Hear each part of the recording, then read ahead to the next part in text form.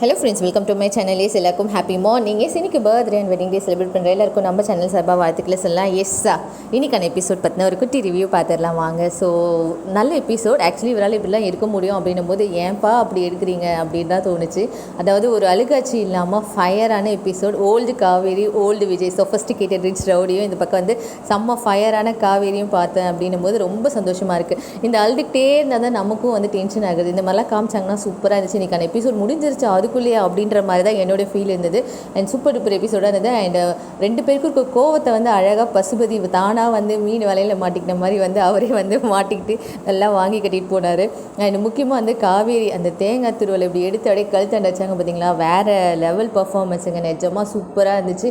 So முன்ன ஒரு சீனில் அதே மாதிரி தான் அந்த இது எடுத்துகிட்டு போய் குத்த போவாங்களா, அதே மாதிரி இன்றைக்கி வந்து ஒரு ஃபயர் பர்ஃபார்மன்ஸ் இருந்துச்சு. அண்ட் அவங்களோட டைலாக்ஸ் அதுக்கு மேலே சூப்பராக இருந்துச்சு. இதுக்கு மேலே இழக்கிறதுக்கு ஒன்றுமே கிடையாது, என் உசுரை தவிர அப்பாவை இழந்தேன், ஊரை இழந்தேன், ஸோ இப்போ என் வாழ்க்கையை இழந்துட்டுருக்கேன் அப்படின்னு சொல்லும்போது அவ்வளோ அழகாக அவங்களுடைய அந்த பர்ஃபார்மன்ஸ்க்கு ஏற்ற மாதிரி அந்த எக்ஸ்ப்ரெஷன்ஸ் எல்லாமே சூப்பராக இருந்துச்சு. அண்ட் டைலாக்ஸுமே ரொம்ப சூப்பராக இருந்துச்சு.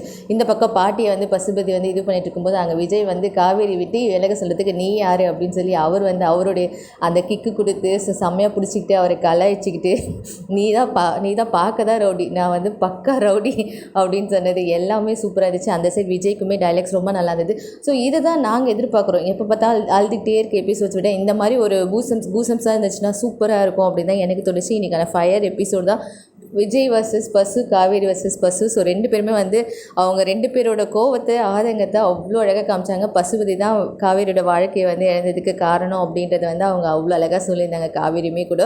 ஸோ உன்னால் என்ன பண்ண முடியும்னு பார்த்துக்கோ ஒரு நாள் அப்படின்னு சொல்லி பசுபதி ஆனால் நல்லா நடிச்சிருந்தாருப்பா. அவருமே சும்மா சொல்கிறது. பசு டேடியுமே வந்து சூப்பராக நடிச்சிருக்காரு. ஸோ இன்றைக்கான எபிசோட் நல்லா இருந்தது. ஸோ எல்லாருமே டிவியில் பாருங்கள், சப்போர்ட் பண்ணுங்கள். ஸோ அவரால் நல்ல எபிசோட்ஸுமே கொடுக்க முடியும், ஆனால் கொடுக்க மாட்டுறாரு, அதான் பிரச்சனை. ஸோ இன்றைக்கான எபிசோட் எனக்கு ரொம்ப பிடிச்சிருந்தது.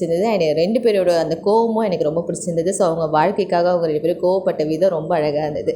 உங்களுடைய கருத்துக்கள் இன்றைக்கான எபிசோட் பார்த்துட்டிங்களா அப்படின்றத கமெண்ட்டில் சொல்லுங்கள். நம்ம சேனல் ஃபஸ்ட் டைம் பார்க்குறீங்க அப்படின்னா சப்ஸ்கிரைப் பண்ணி பாருங்கள். மறக்காம நோட்டிஃபிகேஷன் வந்து ப்ரெஸ் பண்ணிக்கோங்க. தேங்க்யூ, பாய்.